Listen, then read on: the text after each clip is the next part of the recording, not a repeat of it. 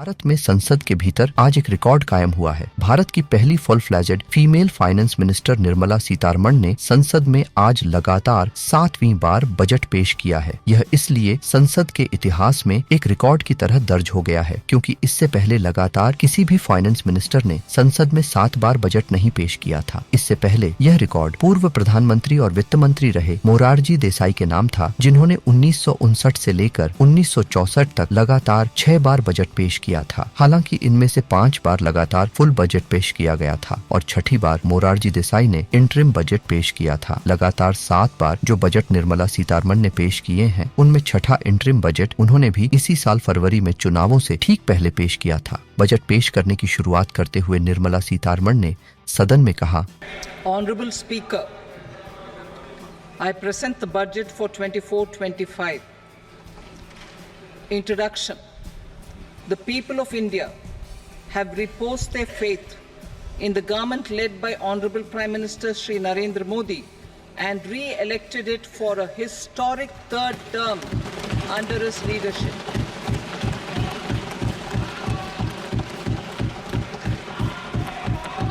We are grateful for their support, faith, and trust in our policies.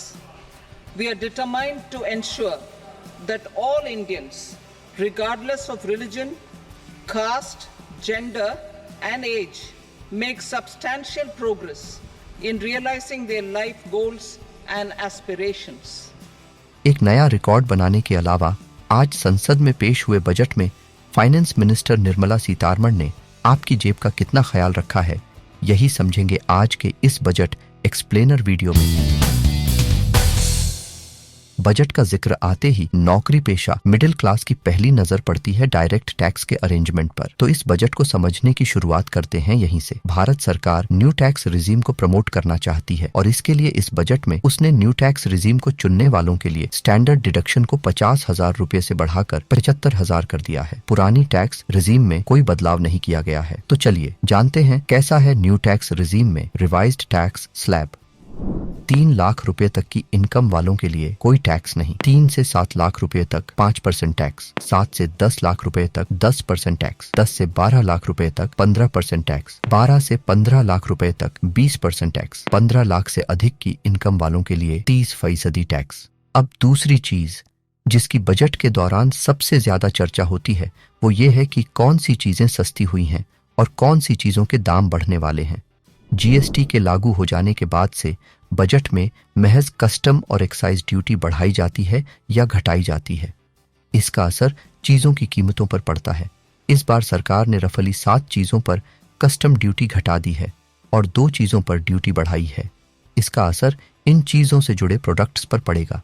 आइए देखते हैं किन प्रोडक्ट्स के दाम बढ़ेंगे या किन के दाम घटेंगे। पहले करें राहत की बात, यानी उन चीजों की जिनके दाम घटेंगे। Mobile phones, mobile PCBA and chargers के दाम घटेंगे क्योंकि इन पर कस्टम ड्यूटी 15% घटा दी गई है। सोना चांदी पर से भी कस्टम ड्यूटी 6% घटा दी गई है। इनके दाम भी घटेंगे।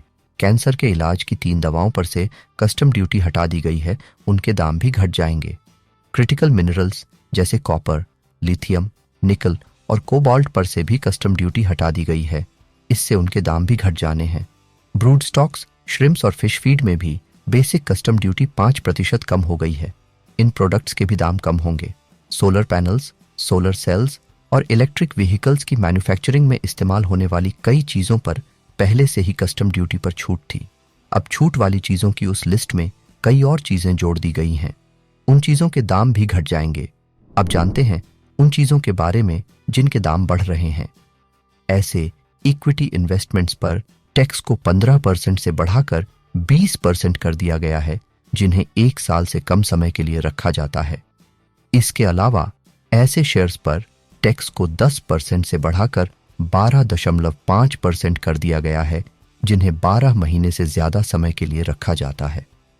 कुछ स्पेसिफाइड टेलीकॉम इक्विपमेंट में बेसिक कस्टम्स ड्यूटी के 10% से इंक्रीज करते हुए 15% पहुंचा दिया गया है।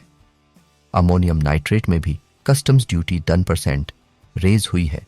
इससे जुड़े प्रोडक्ट्स के दाम भी बढ़ेंगे। नॉन बायोडिग्रेडेबल प्लास्टिक्स पर भी कस्टम्स ड्यूटी 25% बढ़ाई गई है। इन प्रोडक्ट्स के दाम भी बढ़ जाएंगे।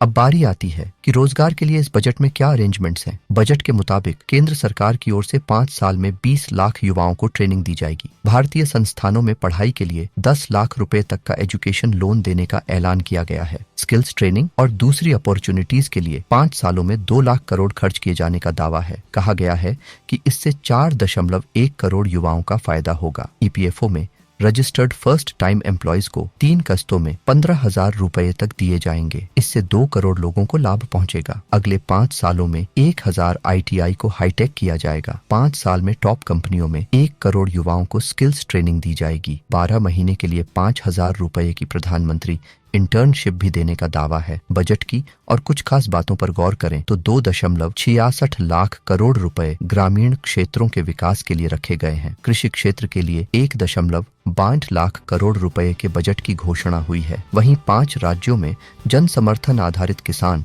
क्रेडिट कार्ड जारी किए जाएंगे। पीएम शहरी आवास योजना के तहत 1 करोड़ शहरी गरीब एवं मध्य वर्गीय परिवारों को लाभ देने की भी घोषणा हुई है। बजट में मोदी सरकार के तीसरे टेन्योर के लिए बेहद क्रूशियल जेडीयू और टीडीपी की कॉन्स्टिट्यूएंसीज का भी खासा ख्याल रखा गया है। बिहार और आंध्र प्रदेश के लिए बजट में अलग से खास घोषणाएं की गई हैं। बिहार सरकार की अतिरिक्त मदद की मांग को माना जाएगा। वहां नए एयरपोर्ट और पुल और एक्सप्रेसवेज बनाने की घोषणा हुई है। इसी तरह आंध्र प्रदेश में अतिरिक्त मदद मुहैया करवाई जाएगी और भविष्य में नई राजधानी के विकास के लिए 15,000 करोड़ रुपए दिए जाएंगे।